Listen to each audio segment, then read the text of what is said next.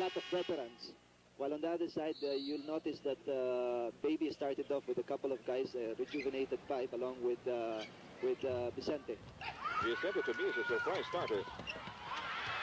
The first offensive thrust of Crispa goes awry, but they will keep possession. Last touch by Alejo Alulor, and Philip Cesar will be unbounding from the left sideline. 5 seconds gone by in this ball game.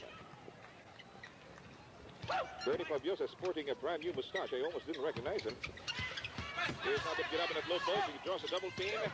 Ubaldi almost spotted an opening, fumbled, recovered, and here is Philip Cesar free, and he misses an easy one at point-blank range. Turnover for Great Taste. You know, the last 2 games in the playoff series in the Open last year, Freddie, were played with dazzling speed. Do you think they'll follow the same pattern this time around? I don't know how Baby is going to start off, but I think he would like to do this to offset the big man of Crispa. That would be the most logical thing for him to do. Here's Bernie Fabiosa. They tried a fast break, and Bernie was called for an offensive foul. That was a good call. He was looking for the right man to pass to, and when he didn't see anybody, he just went straight for the basket, and there was a charging foul called on Bernie. 1 egg against 1 egg, says the scoreboard. And 45 seconds already gone by in this first quarter. Brown tried to get it into Alulor. Inside heavy traffic, lost it consequently. Cesar going for the home run, got it. Philip took advantage of the open lane, knowing Banal could not take him one-on-one. That's first blood for the Red Manizers, 2-0. Joel Banal against Atoico. Oh, we've got 2 tall guards pitted against each other there. Tuadles. Yes, that was a tap out by Tuadles, so it's going to be Crispa ball. They say that with Tuadles in the Great Taste lineup, Freddie, Great Taste has got its scoring tripod back. Yes, they really need somebody like him to back up Willie Adornado on the scoring chores. Talk of scoring, Abed Gidabin is showing his worth in that department this early in the game. Crispa is up by 4. There's still a love mark opposite the Great Taste side of the scoreboard. Tuadles with an ill-advised pass inside, and we've got a contact whistle. That was a good block by Abed because Tuadles was going to try to pass it to the shaded area. He took a good block on that.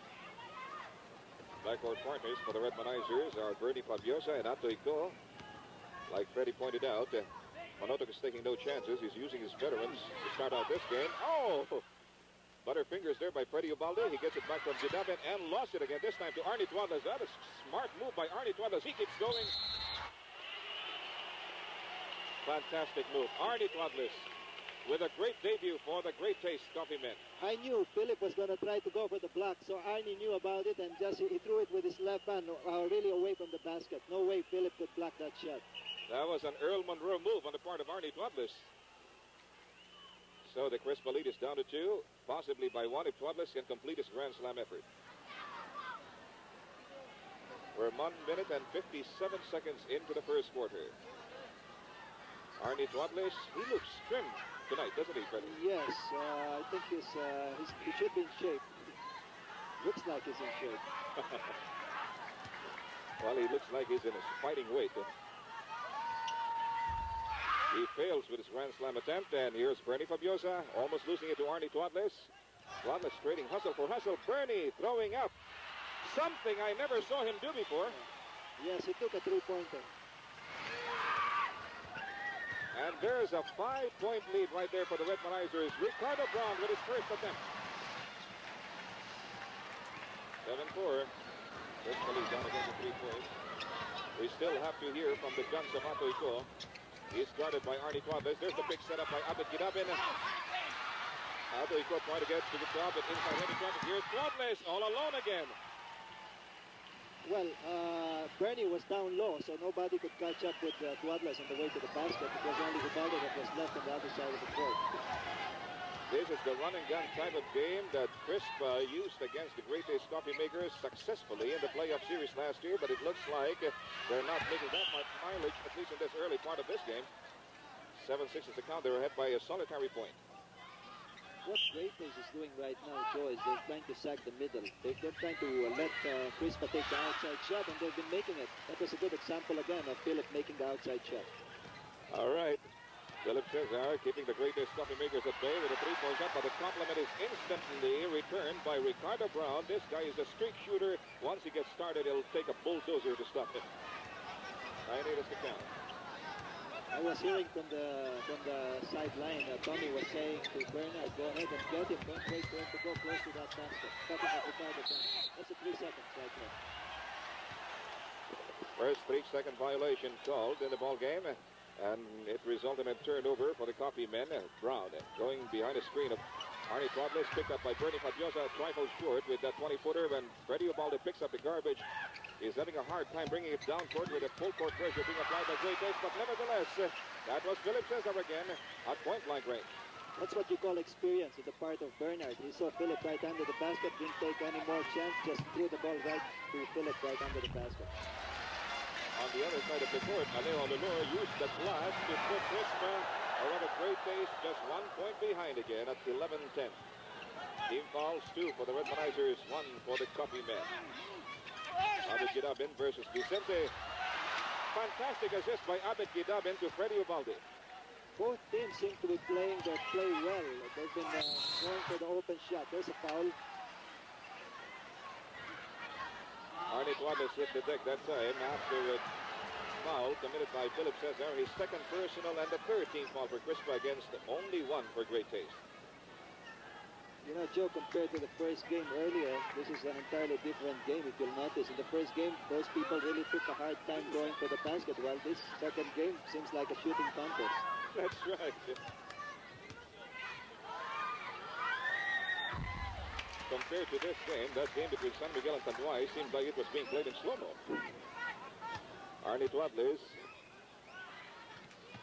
13-12. 6 points now for Arnie, coming up with an auspicious debut in his newfound home. Bernie Fabiosa looking a little bit winded and glistening with sweat, slowing down matters somewhat. Freddie Ubalde works it over to Gidabin in the right corner court. He's watched with eagle eyes by Boy Vicente, who's getting some baptism of fire in the big leagues. He didn't really see that much action last year. But I guess he will be seeing a lot of action this year, because I understand from you, Freddie, that Manny Victorino is not exactly in the best of shape. Yes, that's what I heard from their manager, Ignacio Gotao. 13-12 is the count. Another foul.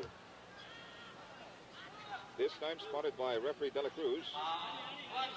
Arnie Tobles was the culprit that time, his first personal. After he goes in, Bonnie from the left sideline gets it right back from Fabiosa. Tries a lateral shot and misses. Loose ball foul called by the baseline referee. Joel Banal acknowledges his first personal. Joe, so far, this guy Vicente has been playing good D on Gidabin. He has not gotten the ball close to that basket.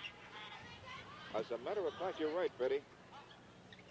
The guy must have blossomed into a regular contender now. Philip Cesar looking for a receiver, unmindful of Joel Banal, who tried to swipe. Counter swipe by Bernie Fabiosa, and dropped through a big howl from the Crispa fanatics. Atoico completes the task with a 10-footer. Open shot. That's what you call timing, huh? He really went for that ball. He got it right there. No interception. Right. Another fast break in being fashion here by the Redmanizers. Atoico trying to stage a replay of the previous offensive, but Philip Cesar drew the foul from Alulur. Great Taste has got 14 fouls and Crispa's got 3. Time down to 6 minutes and 44 seconds. First quarter. 15-12 is the count. 3-point lead for the Redmanizers. Freddie Ubalde swinging over to the right side. A lot of jostling there for position. That was a good call, Joe. You'll notice Banal was really, Gidabin was really trying to go for that basket, pushing the man from behind. That's right. He was using his elbows in an illegal fashion. Brown met up high by Bernie Fabiosa. Vicente gets it over to Arnie Tobles in the left wing. Guarded now by Philip Cesar. Makes his move on Philip. Oh, what was that? An offensive foul? Yes. Joel Banal. He was giving a pick, which was an illegal pick. So with a score at 15-12, Crispa has a chance to make it a lot more comfortable if they can cash in on this thrust. With 6:19 left in the first quarter, Fabiosa picked up by Brown. Great defensive job.